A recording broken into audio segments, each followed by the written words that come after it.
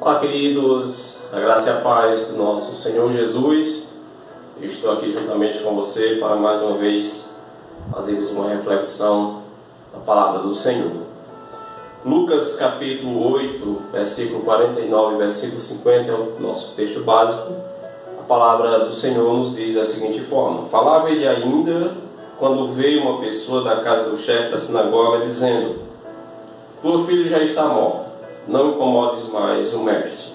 Mas Jesus, ouvindo isto, lhe disse: não temas, crê somente e ela será salva.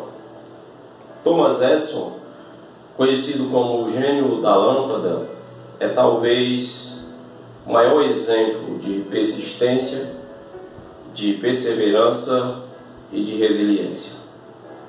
Ele, além de ter sido conhecido como o gênio da lâmpada, ele inventou também o fonógrafo, inventou o projetor de cinema e aperfeiçoou a máquina chamada telefone. O que poucos sabem é que Thomas Edison, em sua infância, enfrentou grandes problemas relacionados à sua aprendizagem.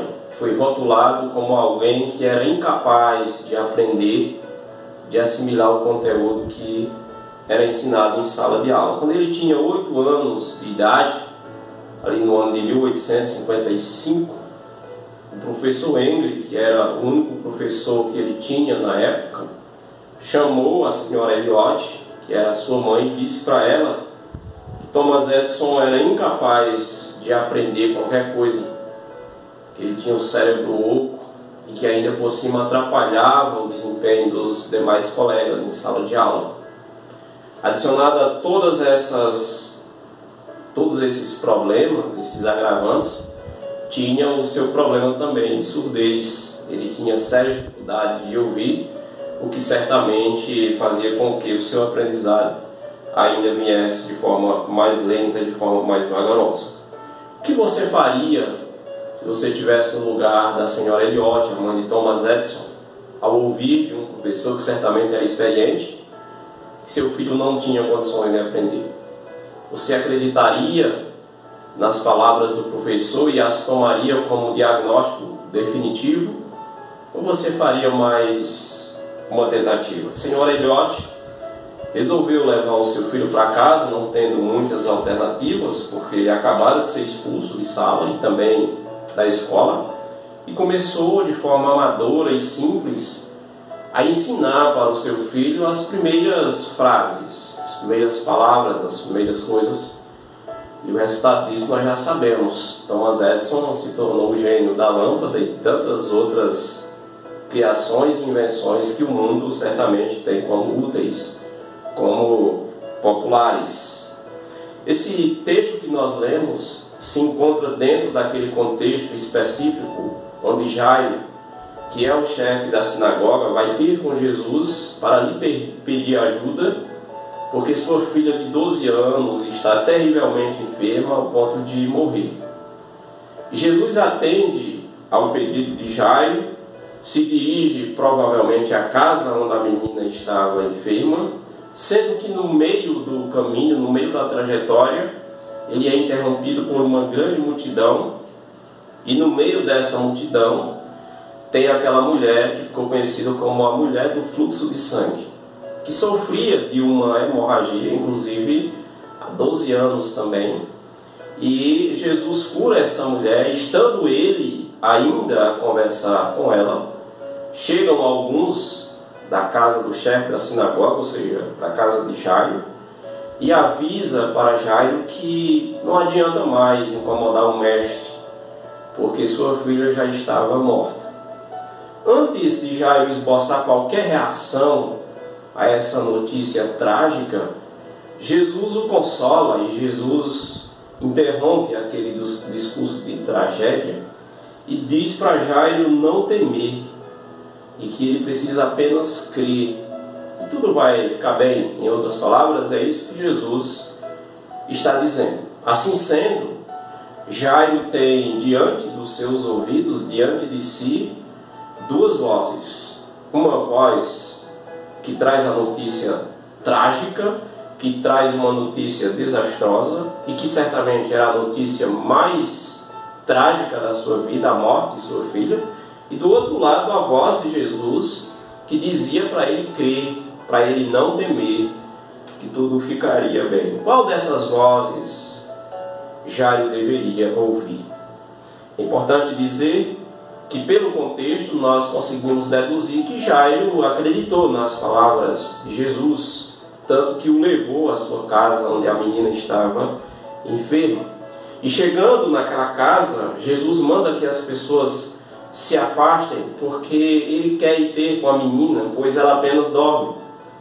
Essas palavras de Jesus foram alvos de muita risada, de muito riso. As pessoas começaram ali certamente a dizer umas às outras: será que ele está ficando louco? A menina está morta, nós verificamos. Tanto isso era verdade que a casa já estava repleta de pessoas pranteando, chorando e fazendo todos aqueles rituais que eram peculiares de um funeral daquela época. Certamente tinham pessoas rasgando suas vestes, pessoas batendo em seus peitos e lamentando a partida, lamentando o poder trágico da morte sobre a vida daqueles que estão vivos. Certamente ali já estava acontecendo tudo isso, então por causa disso as pessoas começaram a rir das palavras de Jesus. Jesus então se dirige até o quarto onde a menina está, e o restante da história nós sabemos. Ele manda que a menina se levante, a menina se levanta, na sequência ele entrega aos seus pais e manda que ela seja alimentada. E ela está bem, ela está restaurada, ela reviveu. Quando talvez você passar por um momento de aflição, talvez no momento em que você está insistindo, buscando, quem sabe, a solução para alguém de sua casa, alguém que você ama, é possível que algumas pessoas cheguem para você e digam: não incomode mais o mestre em suas orações a favor de seu filho, a favor dessa pessoa que você ama, porque a causa está perdida. Talvez você ouviu esse relato de um médico experiente, assim como o professor Henry, que era o professor de Thomas Edison, que certamente era muito experiente, já tinha conhecido outros casos como o dele, e que certamente não daria um diagnóstico precipitado. Então, quem sabe um médico chegou para você e disse: não tem mais jeito, não precisa mais orar porque a causa está perdida. A saúde do seu parente, do seu pai, da sua mãe, do seu irmão, do seu filho chegou ao fim, e agora o que tem que se esperar é a morte. E do outro lado talvez exista uma voz diferente. Do outro lado talvez é a voz do Cristo, é a voz de Deus dizendo o seguinte: olha, insista mais uma vez, faça mais uma oração, creia somente, não temas. Qual dessas vozes você vai ouvir? De um lado, uma voz trágica, do outro lado, a voz de esperança, a voz da promessa de restauração. Você pode decidir qual dessas vozes você vai ouvir. O senhor Jairo, chefe da sinagoga, resolveu atentar para as palavras de Jesus, acreditar nas mesmas. E sua filha, que estava morta, reviveu. A senhora Eliote resolveu ouvir outra voz, resolveu seguir, quem sabe, outro discurso que não era o do professor do seu filho. E Thomas Edison se tornou o gênio de tantas criações, de tantas invenções as quais nós conhecemos. Já no final da idade, um escritor muito famoso foi visitar Thomas Edison. E chegando lá, constatando que ele era realmente surdo, perguntou para ele se a sua surdez não tinha lhe atrapalhado em suas invenções, em suas criações, em suas experiências. Thomas Edison, de forma surpreendente, olhou para aquele escritor e respondeu o seguinte: não, muito pelo contrário. A minha surdez me ajudou bastante, pois ela me poupou de ouvir discursos de pessoas negativas. Que Deus nos livre, amados irmãos, amados amigos, de discursos de pessoas negativas, e que Ele nos habilite para crermos mais em Suas palavras, em Suas promessas, e principalmente no Seu poder.